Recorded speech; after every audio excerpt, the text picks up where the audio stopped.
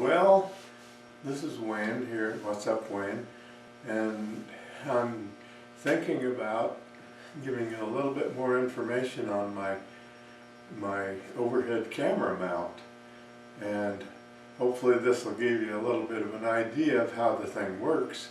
So let's see if I can show you what we have going on.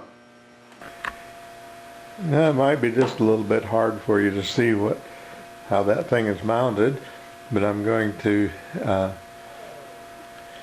attempt to show you what's going on here. I'll show you this view, then I'll go over on the other side of the camera and show you how it looks from there.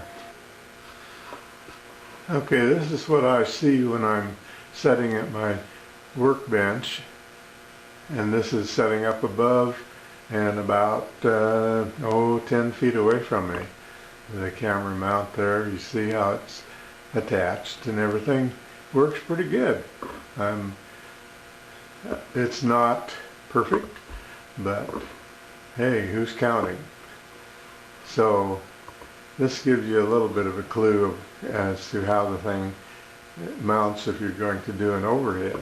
Now I can do the same thing over at my table saw by mounting it on the center track where the chain goes that runs my overhead garage door, and then it can point down at from overhead looking at the saw, and you can actually see what's going on almost as if you're looking over my shoulder and watching what I'm doing on the saw.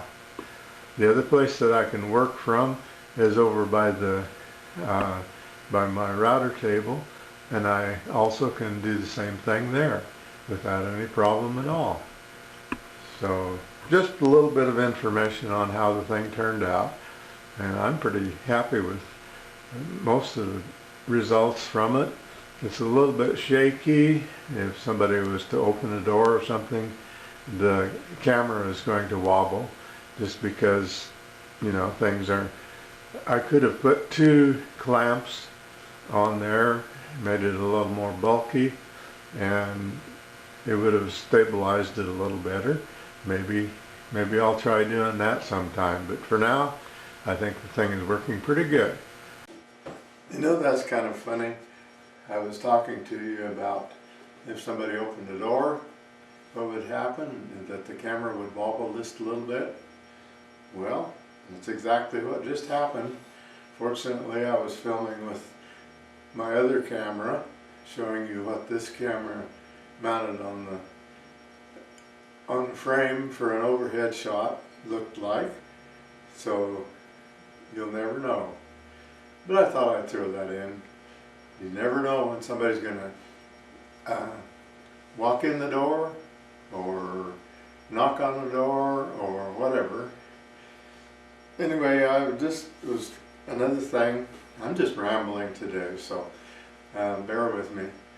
Another thing I was thinking about is, I was told that, you know, when they're making a movie or something like that, they have the picture title on a board, and then they have another board that goes like that. Well, besides saying take 1 or take 2 or whatever, or take 29, this actually, when you do that, it gives you a sharp spike so that you can, if you're recording with with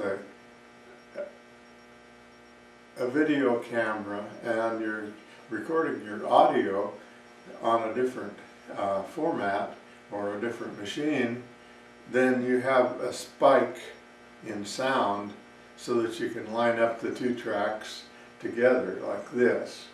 And I didn't know that until just the other day. I thought that was pretty tricky.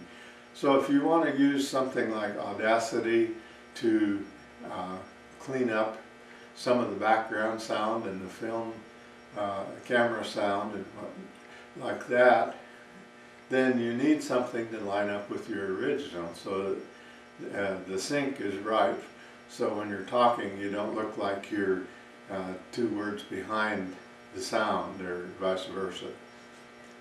Anyway, just a piece of trivia I threw at you.